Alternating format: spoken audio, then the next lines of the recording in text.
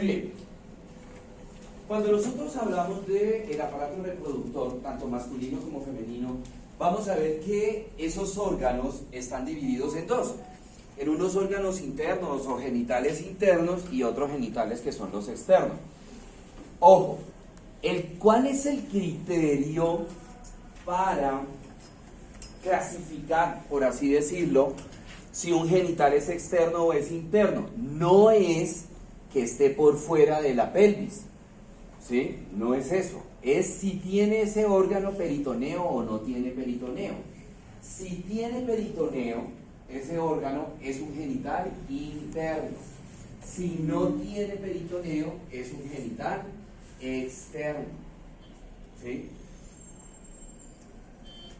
Por ejemplo, vamos a ver ahorita el escroto en nosotros los hombres, ¿sí? Y el testículo están por fuera de la pelvis, ¿sí? Están por fuera de la pelvis de nosotros y son genitales internos, ¿sí? ¿Pero por qué? Porque vamos a ver ahora que tienen una capa de peritoneo. Entonces, lo que les decía, aquí tenemos este conjunto de órganos que me van a formar el aparato reproductor. En términos generales, la función de todos los órganos del aparato reproductor masculino es formar unas células que tengan la capacidad de fecundar. Ahora, cada órgano lo vamos a ver.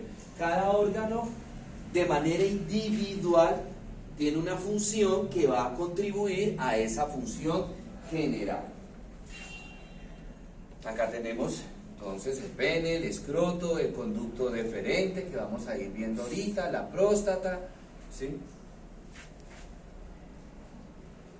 Hablemos del escroto. El escroto es una bolsa cutánea,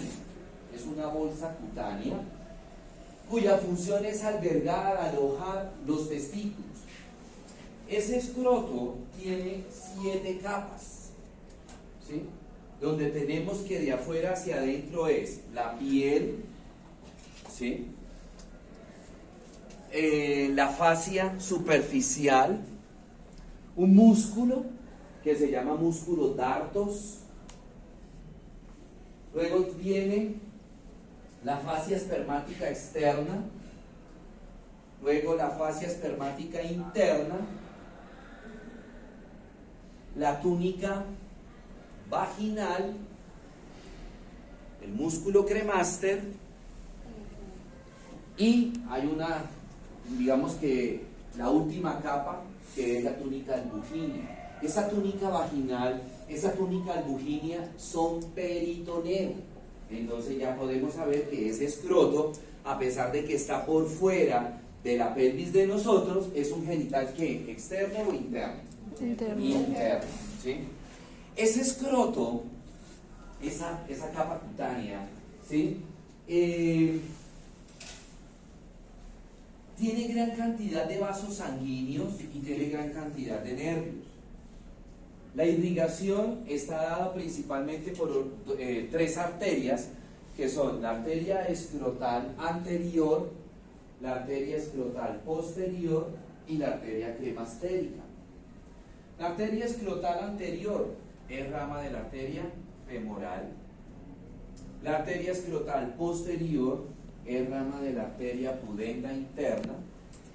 Y la arteria cremastérica va a ser rama de la arteria digástrica inferior. Esto hace que y el drenaje venoso es el mismo, simplemente que al revés. Tendremos una vena escrotal posterior que va a terminar en la vena pudenda interna. Tendremos una vena escrotal anterior que va a terminar en la vena femoral. Y tendremos una vena cremastérica que va a terminar en la vena epigástrica inferior. Y además también tiene unos nervios, ¿sí? Tiene una gran cantidad de nervios. También es una zona muy inervada. Tenemos los nervios escrotales, tanto anteriores como posteriores. Tenemos el nervio cremastérico, tenemos una rama del nervio hiloinguinal, haciendo que esta zona sea una zona muy sensible, ¿sí? Sea una zona muy sensible. De hecho, desde el punto de vista de sexología, debido precisamente a esa gran cantidad de nervios que tiene el escroto se considera como una zona erógena, o lo que nosotros conocemos actualmente como punto G, es decir, es un punto de alta sensibilidad para el hombre que al ser estimulado esta zona, pues va a permitir el inicio de una fase de excitación sexual en el hombre. En el escroto, les decía ahorita que hay un músculo, les nombraba un músculo que se llama el músculo cremaster. Es un músculo que está, digamos, como profundo en el escroto. ¿Sí? ¿Cuál es la función de ese músculo cremaster? La función es regular la temperatura del testículo. ¿Cómo así que un músculo regula la temperatura del testículo?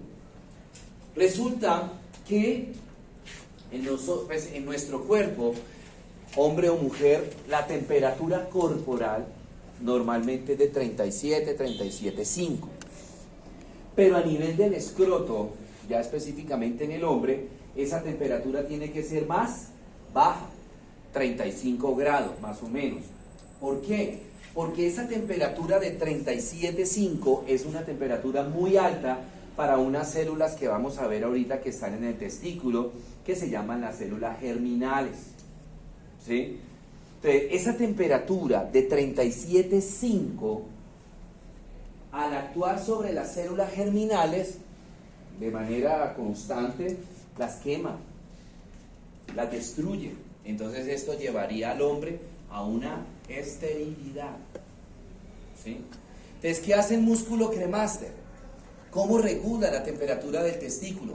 Cuando la temperatura ambiente es muy baja, ¿sí? Por ejemplo acá en Bogotá, en la madrugada, que la temperatura ambiente es muy baja, la temperatura corporal también, ¿qué pasa? Baja. La temperatura en el escroto baja, por debajo de 35. Entonces, tan malo es esa temperatura alta como esa temperatura muy baja. Entonces, si la temperatura es demasiado baja a nivel testicular, también se pueden destruir las células germinales. Entonces, ¿qué hace el músculo cremaster para que el testículo no esté sometido a esa temperatura tan baja? El músculo cremaster se contrae. Y a contraerse el músculo cremaster, el testículo sube y queda muy cerca de la región inguinal.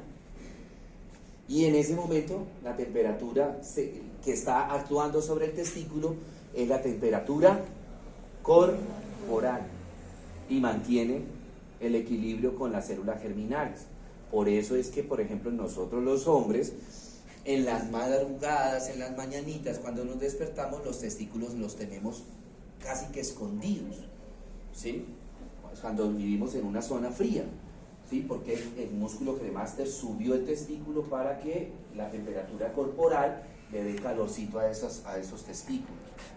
Ahora, lo contrario, cuando la temperatura ambiental es muy alta, por ejemplo en la costa, ¿sí? Temperaturas muy altas, pues también la temperatura corporal, ¿qué? Sube. La temperatura escrotal sube. Y les decía ahorita, tan malo es, a nivel de las células testiculares, tan malo es que la temperatura esté muy baja como la temperatura esté muy alta.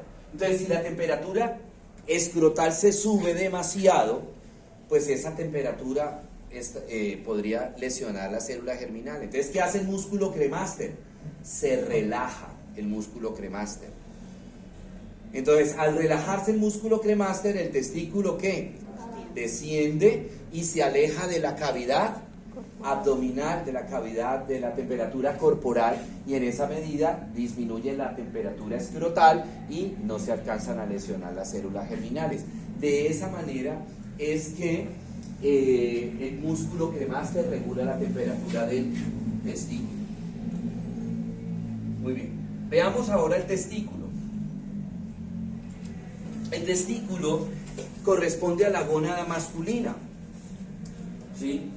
Ese testículo, pues como ya lo habíamos visto anteriormente, está ubicado a nivel del escroto. Los libros dicen que son unas glándulas ovaladas en forma de almendras, ¿sí? En el interior del testículo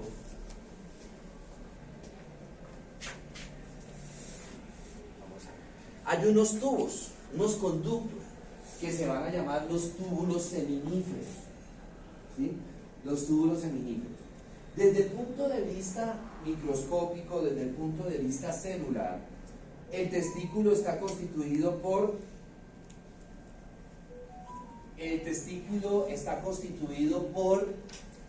tres tipos de células. Dos células están dentro de los túbulos seminíferos. Estos son los túbulos seminíferos. Entonces, dos células están dentro de los túbulos seminíferos. Las primeras células son estas que ustedes ven acá, que se van a llamar las células germinales. ¿Sí? Esas células germinales son las que, ¿sí? Son las que,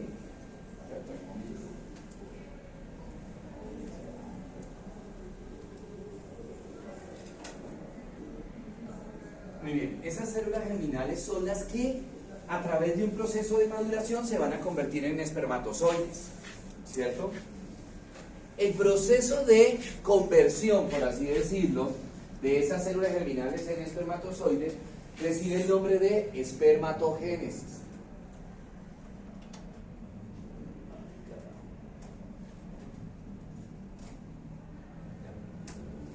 Espermatogénesis.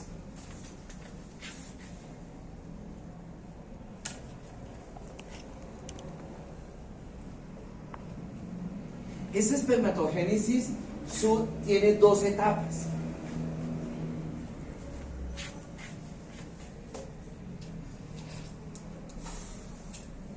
La primera etapa se llama espermiogénesis y la segunda etapa se llama espermatogénesis.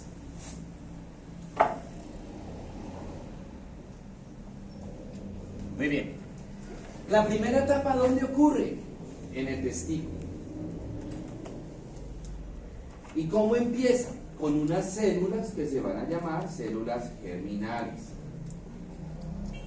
Sobre estas células germinales actúa la testosterona y las va a madurar y las convierte en espermatogonias.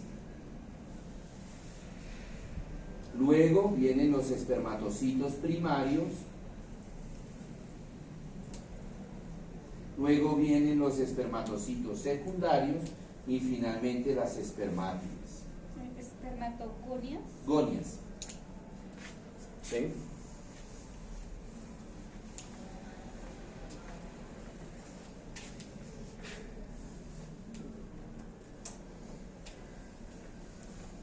Estas células chiquiticas que están pegadas a la lámina basal del túbulo son las células germinales.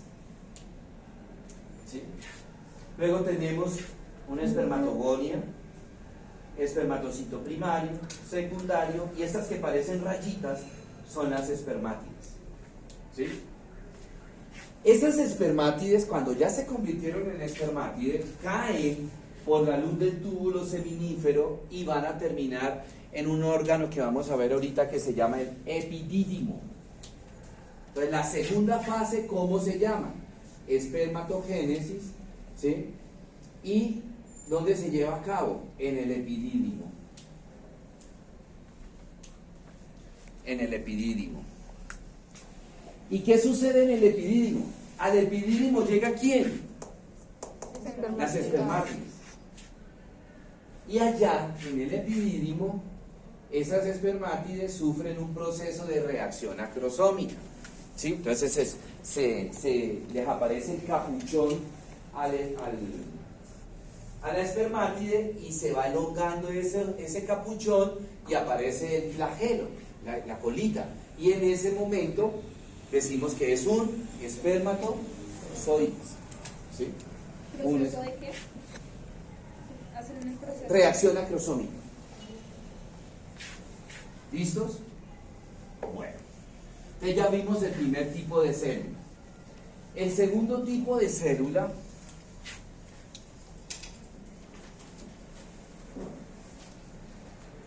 también está dentro de los túbulos seminíferos. Son unas células grandes que se van a llamar células de Sertoli, con ese, Sertoli. Y la función de esas células de Sertoli es darle apoyo, darle sostén a esas células germinales que están madurando. ¿Sí? Sortelo. Sertoli. Y el tercer tipo de célula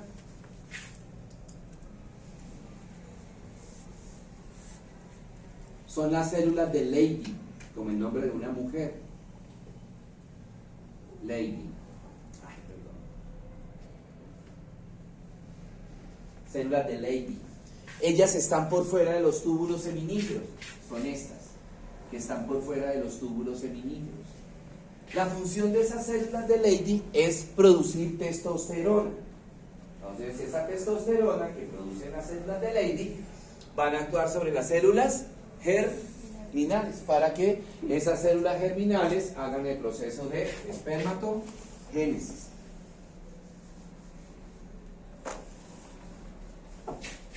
Bueno, acá tenemos otro túbulo seminífero, ¿sí? La luz del túbulo seminífero, otro túbulo seminífero, ¿sí? Con los diferentes tipos de células.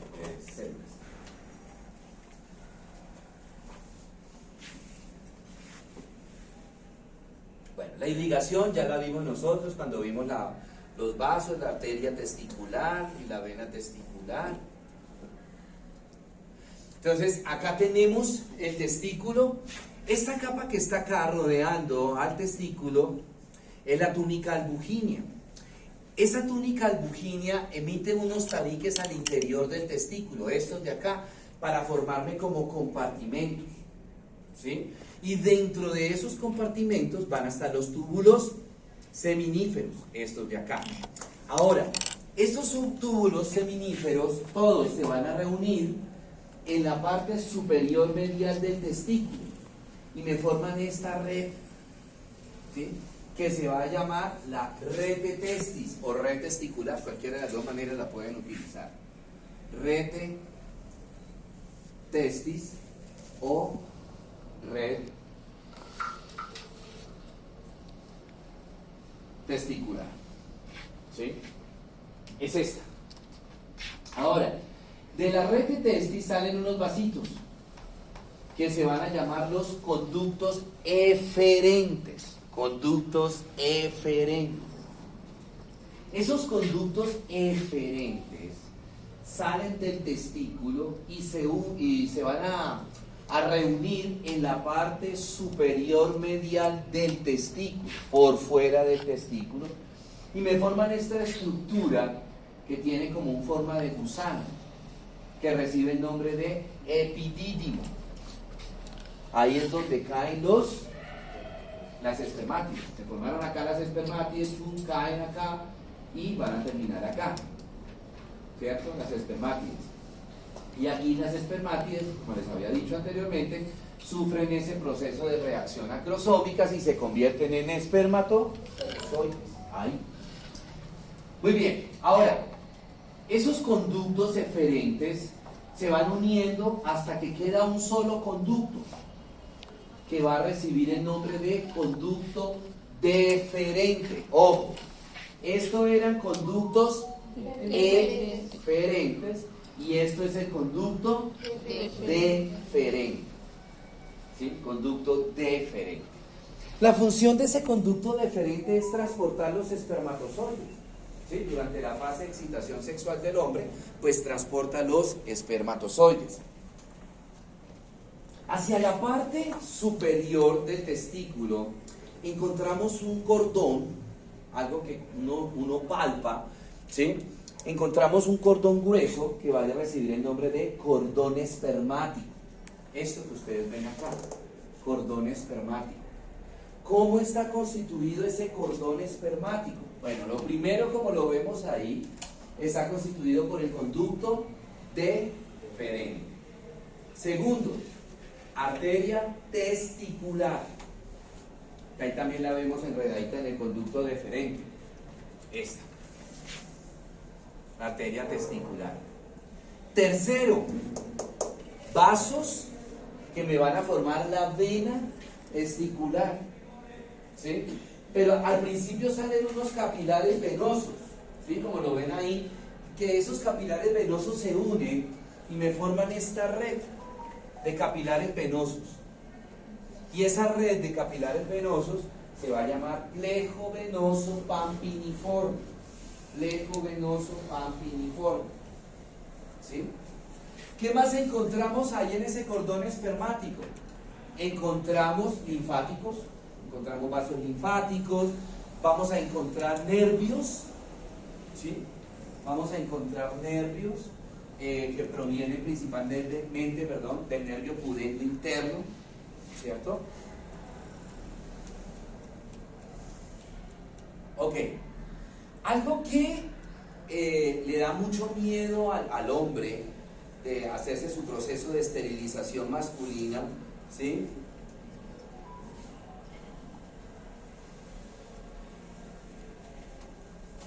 ¿Ustedes han escuchado la vasectomía? Sí. Ese es el proceso de esterilización en el hombre, ¿sí? Y a los hombres les da miedo hacerse la vasectomía. ¿Por qué? Y le preguntan cuando uno habla con alguien, oye, usted es como muy pitiloco, ¿sí? ¿Por qué no se hace la vasectomía? No, porque después quedo impotente, que después no siento nada, que se me muere el canario, perdón. Listo. Les da miedo quedar impotentes, y eso es mentira. ¿Por qué? Porque cuando el urólogo corta la piel acá en la región inguinal, corta la piel y mira y ve el cordón espermático, al abrir el cordón espermático, lo que primero se ve, lo que primero sale es el conducto deferente, mírenlo ahí, la de primerito. O sea que el urólogo, primero que todo, que es el especialista, no se va a equivocar, ¿sí? Y segundo, pues es lo primero que uno abre y ve ahí, es el conducto deferente. Entonces se saca el conducto deferente, no se toca más nada, no se toca ni las arterias, ni las venas, no se toca ni los nervios, ni los linfáticos, nada. Entonces saca el conducto deferente, se liga, se corta y ya.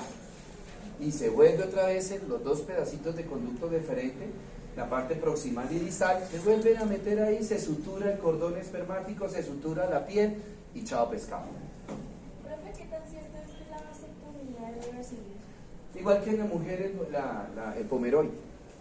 Pueden ser reversibles. La idea es que se crearon para que no fueran reversibles, sino que el contrario, fuera algo irreversible. Que el hombre que decidió, o la mujer que decidió, en el caso de la mujer es cortarse las trompas, pomeroide, o en el caso del hombre la vasectomía, era porque ya definitivamente estaban conscientes de que no iban a querer tener familia, ¿sí?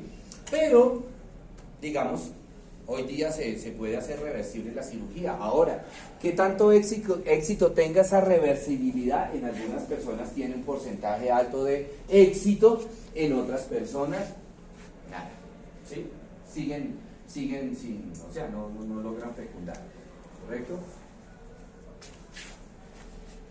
Bueno, el cordón espermático, el epidídimo que ya hablamos, este es el epidídimo. El epidídimo tiene una cabeza, tiene un cuerpo, tiene una cola, ese es el cordón espermático, ¿cierto?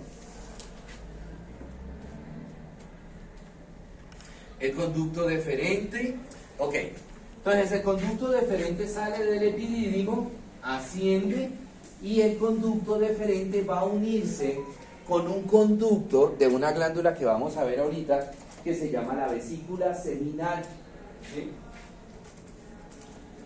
Entonces acá tenemos en una disección el testículo, el epidídimo, el conducto deferente, ¿cierto? Acá tengo la vesícula seminal, que la vamos a ver ahora.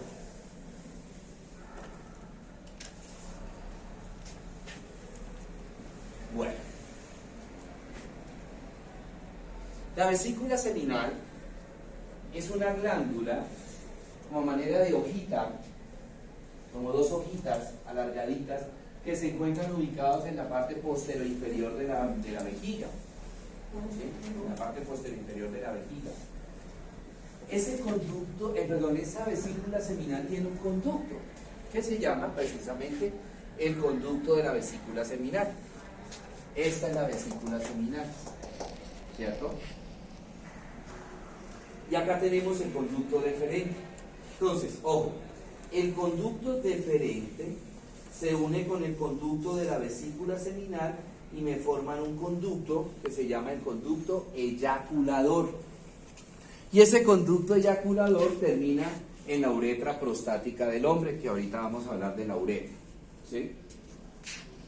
La vesícula seminal tiene además de que tiene la función de que es ayudar a formar el conducto eyaculador, la vesícula seminal, oigan lo que les voy a decir, produce un líquido que es rico en glucosa, es rico en ácido hialurónico, es rico en proteínas, y ese líquido que produce la vesícula seminal comienza a formar el semen, que es la parte líquida por donde se van a transportar los espermatozoides, ¿correcto? Los espermatozoides.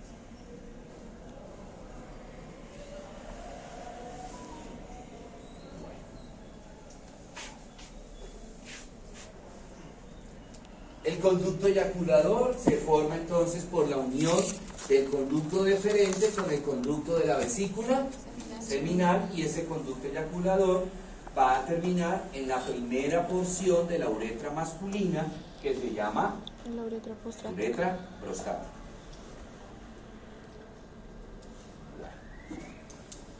La próstata es una glándula bulboalveolar que se encuentra ubicada en la parte posterior de la vejiga, parte posterior inferior de la vejiga. La función de esa próstata es producir otro líquido que se llama líquido prostático, que continúa formando el semen. Esa próstata tiene un lóbulo anterior, topográficamente tiene un lóbulo anterior, un lóbulo posterior y dos lóbulos laterales. La particularidad es que esas células que me están formando la próstata tienen la capacidad, no sé si decirlo de esa manera, la capacidad o la gran desventaja, mejor así. Esas células que forman la próstata tienen la gran desventaja de que pueden fácilmente transformarse y convertirse en células neoplásicas, es decir, células cáncer. Correcto. La gran ventaja, entre comillas, si es que uno le puede, que las primeras células que van a iniciar ese proceso de mutación son las células del lóbulo posterior. Ahora vamos a entender por qué es tan importante que nosotros los hombres nos hagamos el tacto rectal, porque cuando uno hace el tacto rectal y palpa la próstata, el lóbulo que estoy palpando, ¿cuál es? El lóbulo posterior. Entonces, si ya está iniciándose un proceso cancerígeno, al hacer el tacto yo ya siento la dureza de la próstata. Uno le dice a los estudiantes de medicina, cuando les enseña, en urología, que les está enseñando uno a hacer el tacto rectal y toda esa cuestión, bueno, ¿cómo hago yo para saber si esa próstata está endurecida o está normal la consistencia? Entonces, la consistencia normal de la próstata es como la consistencia de la punta de la nariz. Entonces, el ideal es que el paciente, el médico, primero se palpe su nariz para que mire la consistencia y luego haga el tacto rectal, y ahí puede comparar. El ideal es eso, no al contrario. ¿Sí?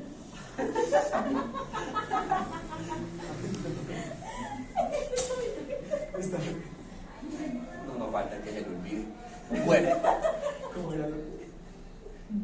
Bueno, luego tenemos las glándulas bulburetrales. Las glándulas bulburetrales son unas glándulas muy pequeñitas, como manera de lentejitas, que se encuentran ubicadas al lado y lado de la uretra membranosa. La uretra membranosa es la segunda porción de la uretra masculina.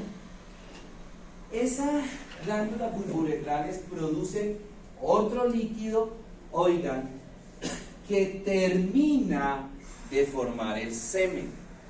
Esa secreción de las glándulas bulburetrales es lo que de pronto ustedes han escuchado y nos enseñaron en el colegio, que era el líquido seminales. Es un líquido que tiene varias funciones en la secreción de las glándulas bulbourethales. La primera función, terminar de formar el semen. Segundo, lubricar la uretra, neutralizar el pH de la uretra.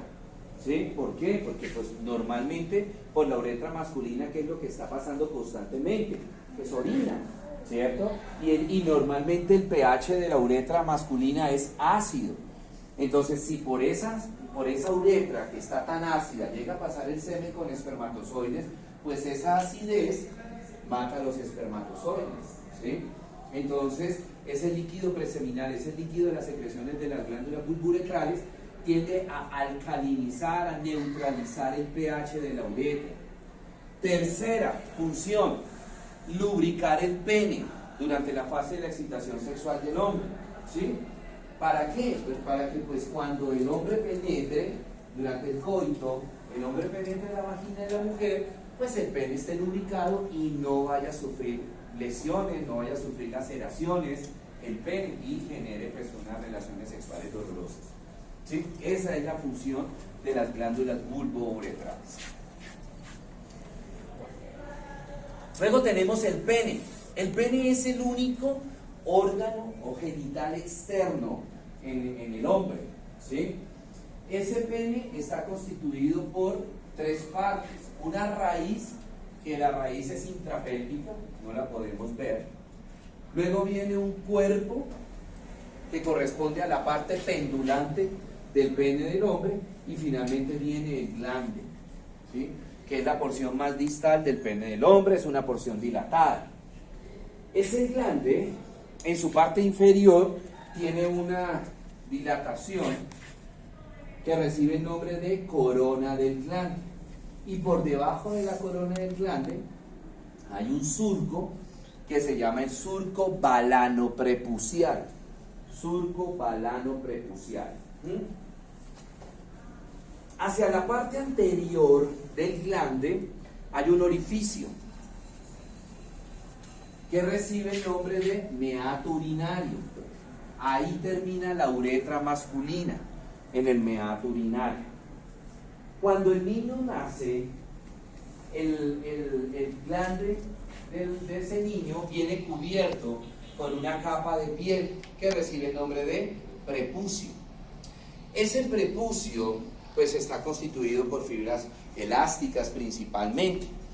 Esa elasticidad o esas fibras elásticas le confieren al prepucio cierto grado de elasticidad. ¿Para qué? Pues cuando el niño nace, la mamita cuando lo está bañando debe ir bajándole poco a poco el prepucio para que logre el prepucio descender completamente y que quede el glande al descubierto para que haya un buen aseo, ¿sí? Y evitar de esta manera que de repente se acumulen secreciones que le puedan generar infecciones urinarias al niño. Entonces, cuando el prepucio del niño tiene muy pocas fibras elásticas, pues no logra dejar al descubierto el glande, y es cuando el niño tiene entonces lo que se llama la fimosis. Y es cuando el niño tiene un prepucio con fimosis, hay que hacer la circuncisión, ¿sí? La raíz del pene está constituido por dos músculos, un músculo que se llama bulbo esponjoso y otro músculo que se llama isquio cavernoso. Bulbo esponjoso y el isquio cavernoso.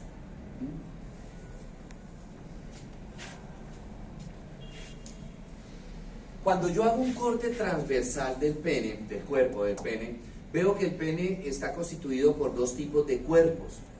Dos cuerpos superiores, que reciben el nombre de cuerpos cavernosos, y un cuerpo inferior, que recibe el nombre de cuerpo esponjoso. Los cuerpos cavernosos están relacionados con el proceso de la erección del pene. El cuerpo esponjoso, por el medio de ese cuerpo esponjoso, como podemos ver ahí en la imagen, por el medio del cuerpo esponjoso, pasa la tercera porción de la uretra masculina, que recibe el nombre de uretra peneana o uretra esponjosa, ¿sí?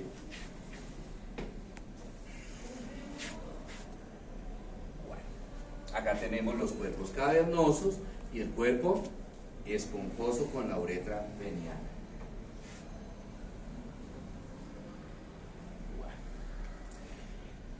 ¿Cómo se lleva a cabo ese proceso de excitación sexual del hombre?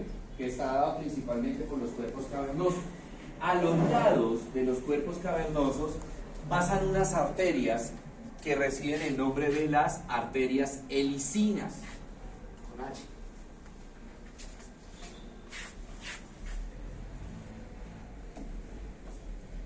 Arterias helicinas.